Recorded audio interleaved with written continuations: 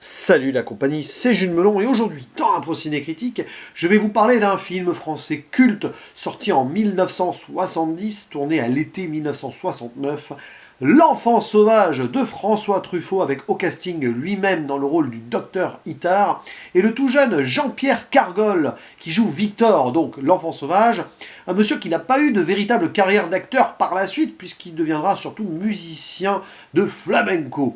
Et franchement, vu sa performance là, c'est presque dommage qu'il n'ait pas continué dans le métier. Enfin, il a fait quelques films secondaires par la suite, mais voilà.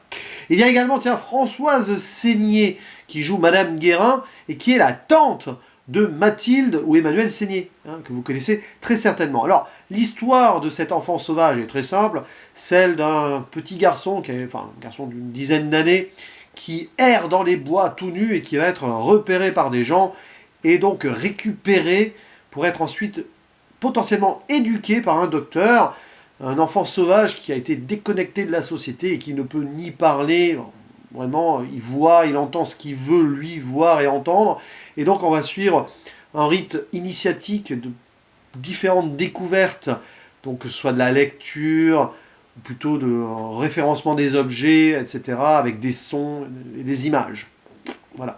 Et bien sûr, c'est adapté de faits réels, enfin, oui, puisque ça raconte plus ou moins l'histoire du fameux Victor de l'Aveyron, un enfant sauvage retrouvé à la fin du XVIIIe siècle.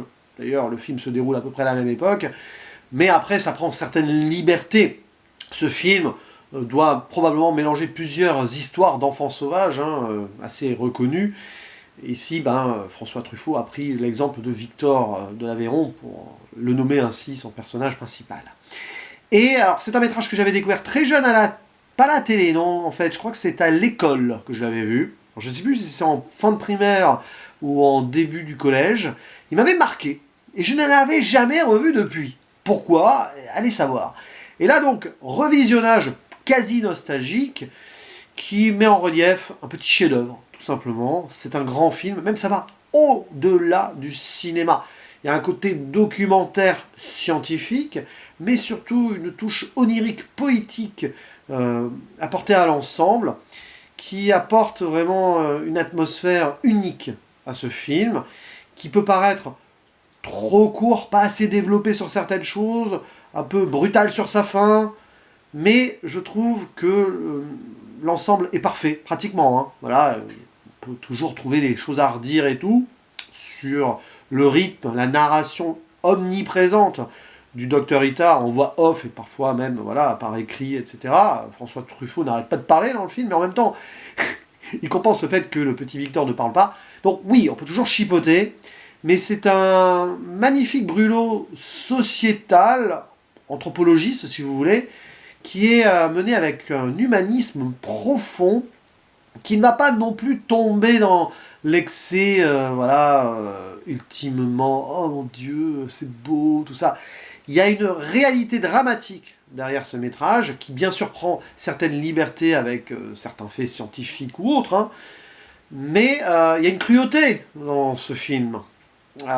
Celle de la société, déjà, qui a abandonné ce petit garçon, on ne sait pas trop comment, mais visiblement, il a une entaille au niveau du cou, on l'a laissé pour mort, etc.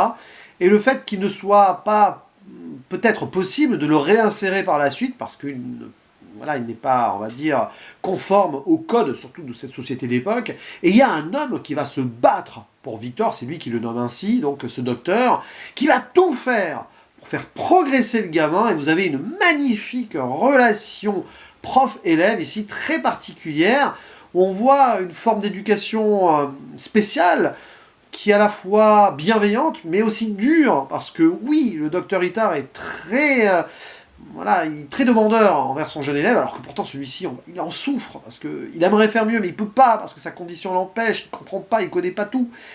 Et des fois, le docteur, il regrette, il pousse Victor dans ses retranchements, puis après, il le console et tout. C'est magnifique, parce qu'on a un homme ici qui essaye de faire de son mieux, mais qui est maladroit, parce qu'il a beaucoup d'attentes, et il ne sait pas trop comment agir, c'est inédit.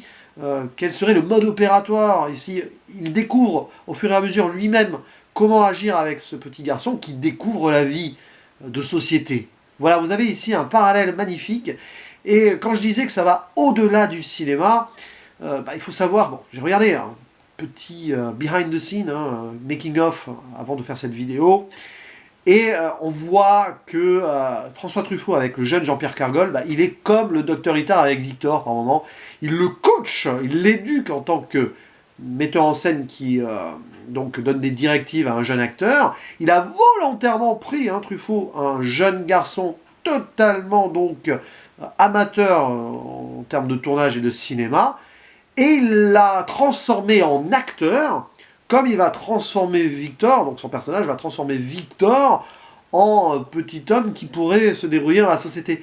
Vous avez presque une mise en abîme, il y a quelque chose de méta, et quand on voit donc, c'est un petit reportage que j'ai vu sur YouTube qui doit faire 6 minutes, hein, facile à retrouver, quand on voit donc ce tournage, ces extraits-là, c'est touchant parce que Jean-Pierre Cargol est Victor. Il le devient, dès que on dit action et tout, mais en tant que apprenti de Truffaut, il est aussi Victor d'une certaine manière. Et c'est pour ça que c'est réussi. Parce que Jean-Pierre Cargol, il est génial. C'est un petit acteur remarquable. C'est une performance exquise, j'ai envie de dire. Il est parfait, que ce soit dans les regards, dans la façon d'être perdu. Et à un moment, dans ce behind the scene, donc on le voit, il se transforme directement dès qu'il y a action. C'est vraiment de l'acteur studio, alors qu'il ignorait tout. Ça donne quelque chose de réaliste et d'encore plus touchant à l'ensemble, je trouve. Voilà.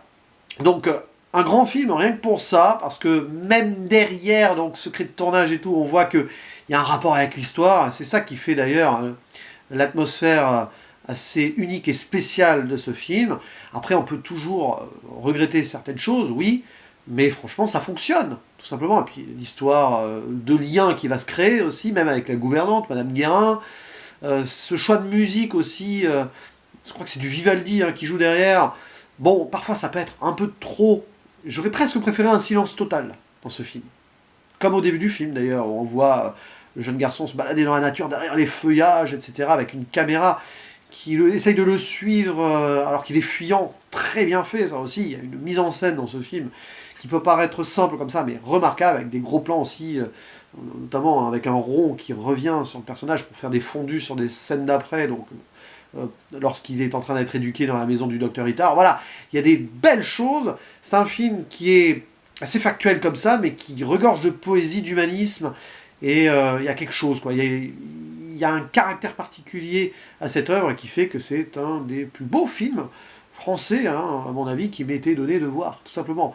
Et j'ai hésité et tout, j'avais mis 8 sur 10, gros 8 sur 10 sur Sens Critique, voilà, en faisant cette vidéo, voilà. Je décide de monter à 9 sur 10, et c'est probablement le meilleur Truffaut que j'ai vu jusque-là. Bon, j'ai beaucoup aimé les 400 coups aussi, et j'ai pas encore tout vu de lui. Il faudra quand même que j'approfondisse sa filmographie. Allez, je vous dis à la prochaine, n'hésitez pas à dire en commentaire ce que vous pensez de ce film. Ciao!